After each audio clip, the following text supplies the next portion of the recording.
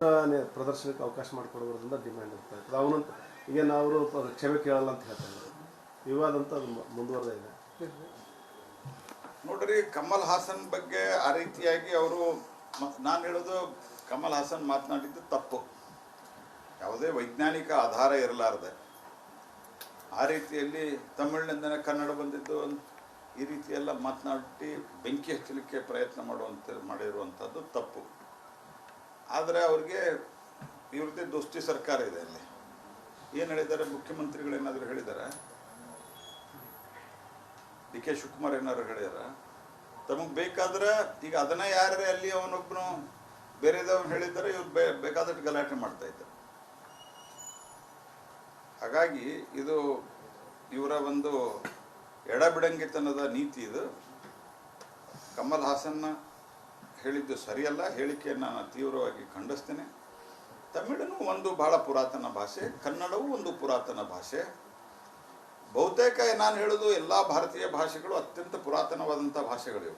ಯಾಕಂದ್ರೆ ನಮ್ಮಲ್ಲೇ ಕನ್ನಡ ನೀವು ತೆಗೆದುಕೊಟ್ರೆ ಕವಿರಾಜ ಮಾರ್ಗ ಕೃತಿ ತಯಾರಾಗಿದ್ದು 8ನೇ ಶತಮಾನದವರು. ಅಂದ್ರೆ ಅಷ್ಟು ಶತಮಾನಗಳ ಹಿಂದೆ ಇಷ್ಟೊಂದು ದೊಡ್ಡ ಕಾವ್ಯ ಬರಬೇಕಾಗಿತ್ತ ಭಾಷೆ ಅದಕ್ಕಿಂತ ಮೊದಲು ಎಷ್ಟು ಮೊದಲಿಂದ ಹಳೆಯದಿರಬಾರ್ದು. ಕನ್ನಡದ ಕೆಲಸ ಕೃತಿಗಳು ಮತ್ತು ಅಲ್ಲ, ಆ ರೀತಿ ಭಾಳ ಇದೆ. ನಾನು ಹೇಳೋದು ಆ ರೀತಿ ಭಾಳ ಇದೆ. ನಾನು ಕವಿರಾಜ ಮಾರ್ಗದ ಉದಾಹರಣೆ ಯಾಕೊಟ್ಟೆ ಅಂದರೆ ಕನಿಷ್ಠ ಇದು 1300 ವರ್ಷಗಳ ಹಿಂದೆ, 1200-1300 ವರ್ಷಗಳ ಹಿಂದೆ. ನಾವು ತಮಿಳು ಬಗ್ಗೆ ಏನು ನಾವು ಕೆಟ್ಟದ್ದು ಮಾತಾಡೋದಿಲ್ಲ. ಯಾಕಂದರೆ Tamil is also one of the most oldest language. Telugu is most oldest language.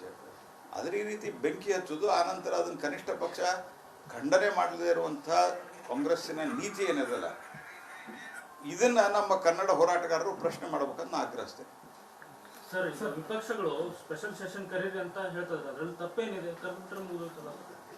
ನೋಡ್ರಿ, ಸೆಷನ್ ಕರಿಬೇಕು ಕರಿಬಾರ್ದು ಅನ್ನೋದ್ರ ಬಗ್ಗೆ ಸರ್ಕಾರ ತೀರ್ಮಾನ ತೆಗೆದುಕೊಳ್ತದೆ. ಸೆಷನ್ ಬರೋದೇ ಇದೆ. ಈಗ ಸೆಷನ್ದಲ್ಲಿ ಎಲ್ಲ ಚರ್ಚೆಯನ್ನು ನಾವು ಮಾಡೇ ಮಾಡ್ತೀವಿ. ಮತ್ತು ನಮಗೆ ಸೆಷನ್ ಕರೀಲಿಕ್ಕೆ ಅವ್ರಿಗೆ ತೊಂದರೆ ಇತ್ತಂತವ್ರು ಪಾಕಿಸ್ತಾನದವ್ರು ಕರೆದಾರ, ನಾವು ಕರಿಬೇಕಂತ ಹೇಳಾರ. ಖರ್ಗೆ ಅವ್ರು ಏನು ಎಷ್ಟು ಬಾಲಿಶವಾದ ಹೇಳಿಕೆ ಕೊಡ್ತಾರೆ, ಇವ್ರಿಗೆ ಯಾರು ಇವ್ರಿಗೆ ಸಲಹೆ ಕೊಡ್ತಾರಂತ ನನಗೆ ಅರ್ಥ ಆಗಿಲ್ಲ. ಅವ್ರಿಗೆ ಆರ್ಥಿಕವಾಗಿ ಪರಿಸ್ಥಿತಿ ಗಂಭೀರದ, ಅವರ ಡಿಫೆನ್ಸ್ ಸಿಸ್ಟಮ್ಗಳು ಹಾಳಾಗಿದ್ದಾವೆ, ನೀರಿನ ಸಮಸ್ಯೆ ಆಗ್ತಾ ಇದೆ. ಬರೀ ನಾವು ಡ್ಯಾಮ್ ಕ್ಲೀನ್ ಮಾಡಿದಂಥ ಪ್ರಯತ್ನದಿಂದ ಪರಿಣಾಮಗಳಾಗಿದ್ದಾವೆ. ಹೀಗಾಗಿ ಎಲ್ಲ ಸಂಗತಿಗಳನ್ನು ನಾವು ನಮ್ಮಲ್ಲಿ we are an very safe, very strong and safe. ಅವ್ರು ಅನ್ಸೇಫ್ ಇದ್ದಾರೆ, ಅವ್ರು ಮಾಡಿದ್ದಾರೆ. ಸರ್, ಈಗ ಅಲ್ಪಸಂಖ್ಯಾತ ಇಲಾಖೆಯಲ್ಲಿ 625 ಕೋಟಿ ಹಣ ದುರ್ಬಳಕೆ ಆಗೈತೆ ಅಂತೇಳಿ ಜಮೀರ್ ಅಹಮದ್ ವಿರುದ್ಧ ಆರೋಪ. ಎಲ್ಲ ಇಲಾಖೆಗಳಲ್ಲೂ ಆಗಿದೆ. ಭಾಳಷ್ಟು ಇಲಾಖೆಗಳಲ್ಲಿ ಈ ರೀತಿ ದುರುಪಯೋಗ ಆಗಿದೆ. ಮತ್ತು ಇದು ಮುಂದಿನ ದಿವಸಗಳಲ್ಲಿ ಭಾಳ ದೊಡ್ಡ ಪ್ರಮಾಣದಲ್ಲಿ ಹೊರಬೀಳಿದೆ. ಈಗಾಗಲೇ ಕೆಲವೊಂದಿಷ್ಟು ಬಿದ್ದಿದ್ದಾವೆ. ಕಾರ್ಮಿಕ ಇಲಾಖೆದ್ದಿರ್ಬೋದು, ವಾಲ್ಮೀಕಿ ಇರ್ಬೋದು, ಇವೆಲ್ಲ ಬಿದ್ದಿದ್ದಾವೆ. ಅವು ಒಂದು ತಾರ್ಕಿಕ ಅಂತ್ಯಕ್ಕೆ ಹೋಗ್ತವೆ. ಯಾವುದು ಮುಚ್ಚಿಡಕ್ಕೆ ಕರಪ್ಷನ್ ಮುಚ್ಚಿಡ್ಲಿಕ್ಕಾಗಲ್ಲ. ಸರ್, ಕಿಮ್ಸ್ ಡೈರೆಕ್ಟರ್ 3 ಕೋಟಿ ಕೊಟ್ಟು ಬಂದಿದ್ದಾರೆ ಅಂತ ಒಂದು ಅಲಿಗೇಷನ್ ಇದೆ. ಬಿಜೆಪಿಯಿಂದ ಏನು ಯಾವುದೇ ರೀತಿಯ ಒಂದು ಸಣ್ಣ ಪ್ರತಿಭಟನೆ ಪ್ರತಿಕ್ರಿಯೆ ಕಾಂಗ್ರೆಸ್ ಶಾಸಕರ ವಿರುದ್ಧ ನೋಡ್ರಿ, ಅದರಲ್ಲಿ ಭಾಳ ಗಂಭೀರವಾದ ಆರೋಪ ಇದೆ. ಮತ್ತು ಕಾಂಗ್ರೆಸ್ ಪಾರ್ಟಿಯೊಳಗೆ ಈ ರೀತಿ ದುಡ್ಡು ತಗೊಂಡು ಎಲ್ಲ ಟ್ರಾನ್ಸ್ಫರ್ ಮತ್ತು ಪೋಸ್ಟಿಂಗ್ ಮಾಡೋದು ಕಾಮನ್ ಆಗಿದೆ. ಆಕ್ಷನ್ ಮಾಡ್ತಾ ಇದ್ದಾರೆ. ಬರೀ ಪೋಸ್ಟಿಂಗ್ ಅಲ್ಲ, ಆಕ್ಷನ್ ಮಾಡ್ತಾ ಇದ್ದಾರೆ. ಪೋಸ್ಟ್ಗಳನ್ನು ಆಕ್ಷನ್ ಮಾಡ್ತಾ ಇದ್ದಾರೆ. ಖರ್ಗೆ ಅವರು ಒಂದು ಮೋದಿ ಬರೀ ತಮ್ಮ ಹೋಲ್ಕೋದಾತು, ಶತ್ರು ದೇಶದ ಬಗ್ಗೆ ಏನು ಪರಿಣಾಮಕಾರಿ ಮಾತಾಡ್ತಾ ಇಲ್ಲ. ಕ್ರಮ ಬೇರೆ ಮಾಧ್ಯಮದಲ್ಲಿ ನೋಡ್ರಿ, ಅವ್ರಿಗೆ ಒಂದು ರೀತಿ ಹೇಳ್ಬೇಕಂತಂದ್ರೆ ಏನು ಮಾತಾಡ್ಬೇಕಂತ ಅರ್ಥ ಆಗಲಾರ ಸ್ಥಿತಿಯೊಳಗಿದ್ದಾರೆ. ಅವ್ರಿಗೆ ಏನಾದ್ರು ಮಾಡಿ ಮೋದಿಯವ್ರನ್ನ ಬೈಬೇಕು, BJP ಬೈಬೇಕು ಅನ್ನೋದ್ರ ಭರದಲ್ಲಿ ಏನೇನೋ ಮಾತಾಡ್ತಾರೆ. ಯಾವುದರ ಪ್ರಶ್ನೆಗೆ ನಾ ಹಿಂದೂ ಕೇಳಿದ್ದೀನಿ, ಅದಕ್ಕೆ ರಿಪೀಟ್ ಮಾಡಲಿಲ್ಲ. ಆಯ್ತಪ್ಪ, ನಮ್ಮ ಕಾಲದಲ್ಲಿ ಒಂದು ಸಾವಾದರೂ ನಮಗೆ ನೋವಿದೆ. ಓಕೆ, ನಿಮ್ಮ ನಿಲುವೇನಿತ್ತು? ಮುಂಬೈ ಆದಾಗ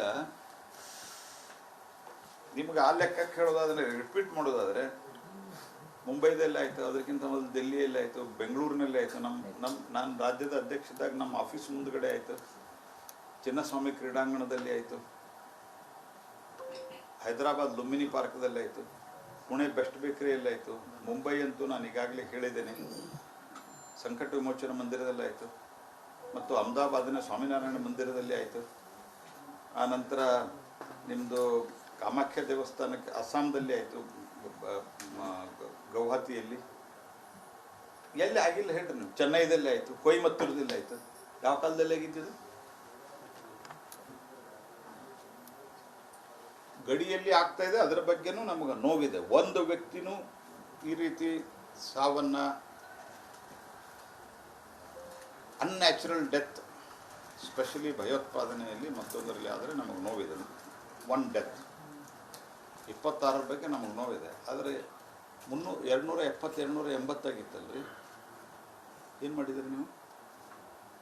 ಉತ್ತರ ಕೊಟ್ಟಿದ್ದೀರಾ? ಏನಾದ್ರು ಮಾತಾಡಿದ್ರ? ಉಲ್ಟಾ ಪಾಕಿಸ್ತಾನ ಇದರಲ್ಲಿ ಇನ್ವಾಲ್ವ್ ಇಲ್ಲ ಅಂತ ಭಾಷಣ ಮಾಡಿದ್ದಾರೆ ಕಾಂಗ್ರೆಸ್ ಪಾರ್ಟಿಯವರು.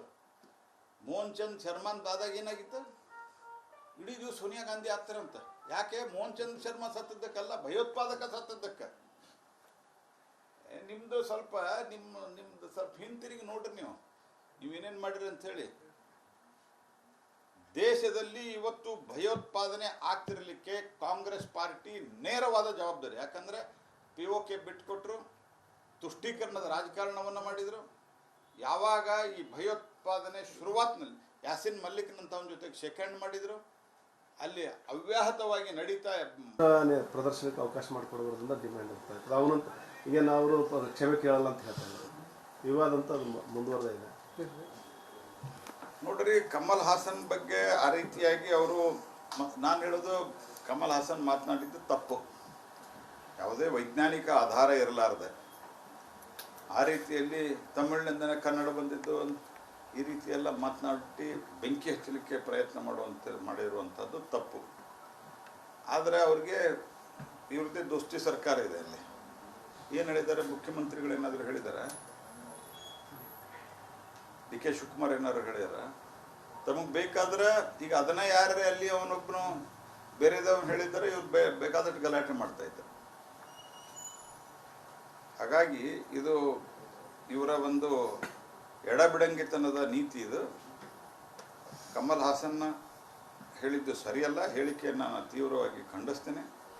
ತಮಿಳನು ಒಂದು ಬಹಳ ಪುರಾತನ ಭಾಷೆ, ಕನ್ನಡವೂ ಒಂದು ಪುರಾತನ ಭಾಷೆ. ಬಹುತೇಕ ನಾನು ಹೇಳೋದು ಎಲ್ಲ ಭಾರತೀಯ ಭಾಷೆಗಳು ಅತ್ಯಂತ ಪುರಾತನವಾದಂಥ ಭಾಷೆಗಳಿವು. ಯಾಕಂದ್ರೆ ನಮ್ಮಲ್ಲೇ ಕನ್ನಡ ನೀವು ತೆಗೆದುಕೊಟ್ರೆ ಕವಿರಾಜ ಮಾರ್ಗ ಕೃತಿ ತಯಾರಾಗಿದ್ದು 8ನೇ ಶತಮಾನದವರು. ಅಂದ್ರೆ ಅಷ್ಟು ಶತಮಾನಗಳ ಹಿಂದೆ ಇಷ್ಟೊಂದು ದೊಡ್ಡ ಕಾವ್ಯ ಬರಬೇಕಾಗಿತ್ತು. ಭಾಷೆ ಅದಕ್ಕಿಂತ ಮೊದಲಿಂದ ಹಳೆದಿರಬಾರ್ದು. ಈವನ್ ಗ್ರೀಕ್ನಲ್ಲೂ ಕನ್ನಡದ ಕೆಲಸ ಇದು ಸಿಕ್ಕಿದೆ, ಕೃತಿಗಳು ಮತ್ತು ಅಲ್ಲ, ಆ ರೀತಿ ಭಾಳ ಇದೆ. ನಾನು ಹೇಳೋದು ಆ ರೀತಿ ಭಾಳ ಇದೆ. ನಾನು ಕವಿರಾಜ ಮಾರ್ಗದ ಉದಾಹರಣೆ ಯಾಕೊಟ್ಟೆ ಅಂದರೆ ಕನಿಷ್ಠ ಇದು 1300 ವರ್ಷಗಳ ಹಿಂದೆ, 1200-1300 ವರ್ಷಗಳ ಹಿಂದೆ. ನಾವು ತಮಿಳು ಬಗ್ಗೆ ಏನೋ ನಾವು ಕೆಟ್ಟದ್ದು ಮಾತಾಡೋದಿಲ್ಲ. ಯಾಕಂದರೆ Tamil is also one of the most oldest language. Telugu is most oldest language. ಆದರೆ ಈ ರೀತಿ ಬೆಂಕಿ ಹಚ್ಚೋದು, ಆನಂತರ ಅದನ್ನು ಕನಿಷ್ಠ ಪಕ್ಷ ಖಂಡನೆ ಮಾಡದೇ ಇರುವಂಥ ಕಾಂಗ್ರೆಸ್ಸಿನ ನೀತಿ ಏನಿದೆಯಲ್ಲ, ಇದನ್ನು ನಮ್ಮ ಕನ್ನಡ ಹೋರಾಟಗಾರರು ಪ್ರಶ್ನೆ ಮಾಡಬೇಕಂತ ಆಗ್ರಹಿಸ್ತೇನೆ. ಸರ್, ವಿಪಕ್ಷಗಳು ಸ್ಪೆಷಲ್ ಸೆಷನ್ ಕರೀರಿ ಅಂತ ಹೇಳ್ತಾರೆ, ಅದರಲ್ಲಿ ತಪ್ಪೇನಿದೆ? ಕರೆದ್ಬಿಟ್ರೆ ಮುಗಿದೋಯ್ತಲ್ಲ. ನೋಡ್ರಿ, ಸೆಷನ್ನು ಕರಿಬೇಕು ಕರಿಬಾರ್ದು ಅನ್ನೋದ್ರ ಬಗ್ಗೆ ಸರ್ಕಾರ ತೀರ್ಮಾನ ತೆಗೆದುಕೊಳ್ತದೆ. ಸೆಷನ್ ಬರೋದೇ ಇದೆ. ಈಗ ಸೆಷನ್ದಲ್ಲಿ ಎಲ್ಲ ಚರ್ಚೆಯನ್ನು ನಾವು ಮಾಡೇ ಮಾಡ್ತೀವಿ.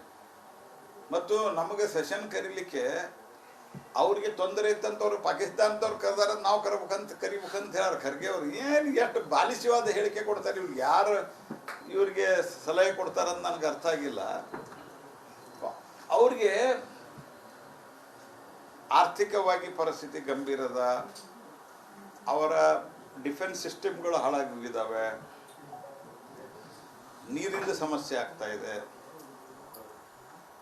ಬರೀ ನಾವು ಡ್ಯಾಮ್ ಕ್ಲೀನ್ ಮಾಡಿದಂಥ ಪ್ರಯತ್ನದಿಂದ ಪರಿಣಾಮಗಳಾಗಿದ್ದಾವೆ. ಹೀಗಾಗಿ ಎಲ್ಲ ಸಂಗತಿಗಳನ್ನು ನಾವು ನಮ್ಮಲ್ಲಿ we are very safe, very strong and safe. ಅವ್ರು ಅನ್ಸೇಫ್ ಇದ್ದಾರೆ, ಅವ್ರು ಮಾಡಿದ್ದಾರೆ. ಸರ್ ಈಗ ಅಲ್ಪಸಂಖ್ಯಾತ ಇಲಾಖೆಯಲ್ಲಿ 625 ಕೋಟಿ ಹಣ ದುರ್ಬಳಕೆ ಆಗೈತೆ ಅಂತೇಳಿ ಜಮೀರ್ ಅಹಮದ್ ವಿರುದ್ಧ ಆರೋಪ ಬಂದಿದೆ. ಎಲ್ಲ ಇಲಾಖೆಗಳಲ್ಲೂ ಆಗಿದೆ. ಭಾಳಷ್ಟು ಇಲಾಖೆಗಳಲ್ಲಿ ಈ ರೀತಿ ದುರುಪಯೋಗ ಆಗಿದೆ ಮತ್ತು ಇದು ಮುಂದಿನ ದಿವಸಗಳಲ್ಲಿ ಭಾಳ ದೊಡ್ಡ ಪ್ರಮಾಣದಲ್ಲಿ ಹೊರಬೀಳಿದೆ. ಈಗಾಗಲೇ ಕೆಲವೊಂದಿಷ್ಟು ಬಿದ್ದಿದ್ದಾವೆ. ಕಾರ್ಮಿಕ ಇಲಾಖೆದ್ದಿರ್ಬೋದು, ವಾಲ್ಮೀಕಿ ಇರ್ಬೋದು,